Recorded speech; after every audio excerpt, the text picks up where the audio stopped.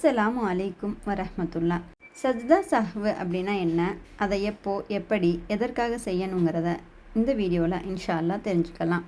சஜ்தா சஹ்வு அப்படின்னா ஒருவர் தொழுகையில் செய்ய வேண்டிய சிலவற்றை மறந்தாலோ குறைத்தாலோ அல்லது கூட்டினாலோ அதற்கு பகரமாக செய்யக்கூடிய 2 சஜ்தாக்கள் தான் சஜ்தா சஹ்வு. 3 விஷயங்கள் நமது தொழுகையில் நடந்தால் சஜ்தா சஹ்வு செய்யணும்.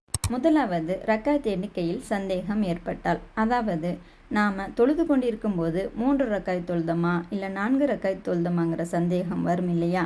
அப்போது சந்தேகத்தை தூக்கி எறிஞ்சிட்டு உறுதியான குறைந்த எண்ணிக்கையை, அதாவது 3 ரக்காயத்தை அடிப்படையாக வச்சு தொழுகையை முழுமையாக்கணும். பின்னர் சலாம் கொடுக்கறதுக்கு முன்னால் அமர்ந்த நிலையிலேயே 2 சஜிதாக்கள் செய்யணும்.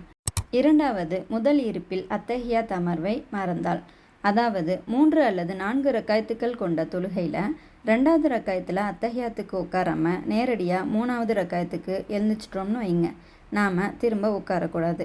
தொழுகையை முழுமைப்படுத்திட்டு தொழுகையோட இறுதியில் அத்தஹியாத் ஓதி சலவாத்து துவாலாம் ஓதுனதுக்கப்புறம் சலாம் கொடுக்கறதுக்கு முன்பாக அமர்ந்த நிலையிலேயே தக்பீர் கூறி 2 சஜ்தாக்கள் செஞ்சுட்டு அதன் பிறகு தான் சலாம் கொடுக்கணும். இதற்கு ஆதாரம் என்னென்னா, நபி ஸல்லல்லாஹு அலைஹி வஸல்லம் அவங்க ஒரு தடவை லுஹர் தொழுகை நடத்துகிறாங்க. அப்போது முதல் அத்தஹியாத் அமர்வில் அமராமல் அவங்க தொழுகையை கண்டினியூவாக தொழுதுகிட்டு இருக்காங்க. மக்களும் அவங்களோட சேர்ந்து தொழுகிறாங்க. சரி, 4வது ரக்காயத்தில் சலாம் கொடுக்க போகிறாங்கன்னு எல்லாரும் எதிர்பார்க்கும்போது சலாம் கொடுப்பதற்கு முன்பாக அவங்க தக்பீர் சொல்லிட்டு 2 சஜ்தாக்கள் செய்கிறாங்க. பிறகு தான் சலாம் கொடுக்குறாங்க. மக்களும் அதே மாதிரி 2 சஜ்தாக்கள் செஞ்சுட்டு சலாம் கொடுக்குறாங்க. 3வது, தொழுகையின் ரக்காயத்துக்கள் கூடினால் அல்லது குறைந்தால் சஜ்தா சஹ்வு செய்யணும். உதாரணமாக நாம் 3 அல்லது 4 ரக்காயத் தொழுகைகளை 5 ரக்காயத்தை அதிகப்படுத்தி தொழுது சலாம் கொடுத்துட்டோன்னு வச்சுக்கோங்க. பிறகு தான் நமக்கு ஞாபகம் வருது அப்படின்னா அப்போது அமர்ந்த நிலையிலேயே தக்பீர் சொல்லி 2 சஜ்தாக்கள் செஞ்சுட்டு சலாம் கொடுக்கணும்.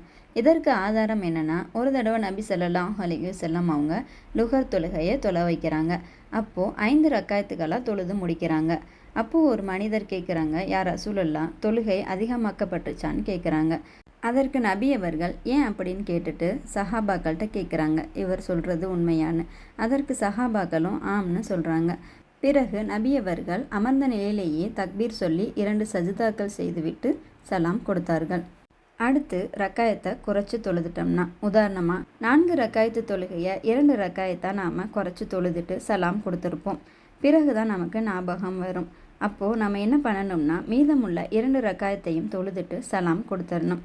பிறகு அமர்ந்த நிலையிலேயே தக்பீர் சொல்லி 2 சஜ்தாக்கள் செஞ்சுட்டு சலாம் கொடுக்கணும்.